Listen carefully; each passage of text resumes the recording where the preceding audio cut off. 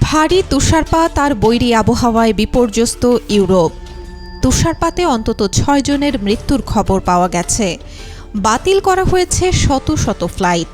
Paris ও আমস্টারডামের বিমানবন্দরগুলোতে আটকা পড়েছেন হাজারো যাত্রী। এই ভোগান্তি আরও কয়েকদিন অব্যাহত থাকবে বলে আশঙ্কা করা হচ্ছে।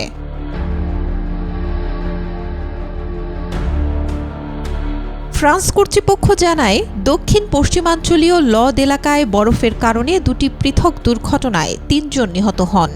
এছাড়া প্যারিসে আলাদা দুটি সড়ক দুর্ঘটনায় প্রাণ হারান আরও ২ জন। বুধবার দেশটিতে আরও তুষারপাতের আশঙ্কা রয়েছে। জনগণকে সড়কে যাতায়াত সীমিত রাখতে এবং সম্ভব হলে বাসা থেকে কাজ করার আহ্বান জানান ফ্রান্সের পরিবহন মন্ত্রী ফিলিপ তাবারো।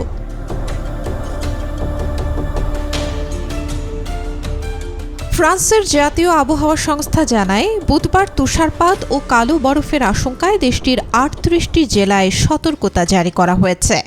এরই মধ্যে বাতিল করা হয়েছে দেশের বিভিন্ন এলাকার ট্রেন চলাচল।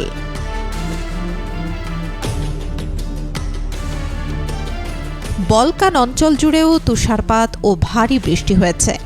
বসনিয়ার রাজধানী সারায়েভোতে সোমবার ভেজা তুষারের ভারে গাছ ভেঙে পড়ে এক নারীর মৃত্যু হয় বলে জানায় পুলিশ।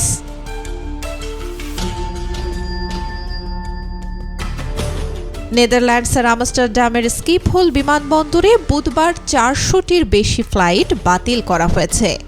ফলে শত শত যাত্রী আটকা পড়েন। ফ্লাইট কবে চালু হবে সেই তথ্য জানা যায়নি।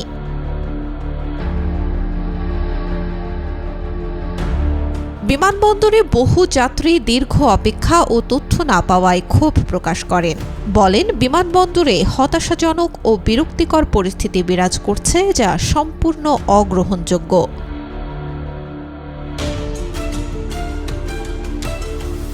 স্কিপহোল বিমানবন্দর কর্তৃপক্ষ জানায়, তাদের তুষার পরিষ্কারকারী দল সার্বক্ষণিক কাজ করছে এবং যাত্রীদের নিরাপদ যাত্রা নিশ্চিত করতে বিমানগুলো বরফমুক্ত করা হচ্ছে। ডাচ এয়ারলাইন্স KLM জানায়, বুধবার স্কিপহোল বিমানবন্দর থেকে ওড়ার কথা ছিল তাদের ৬০০টি ফ্লাইট, সবগুলোই বাতিল হয়ে গেছে।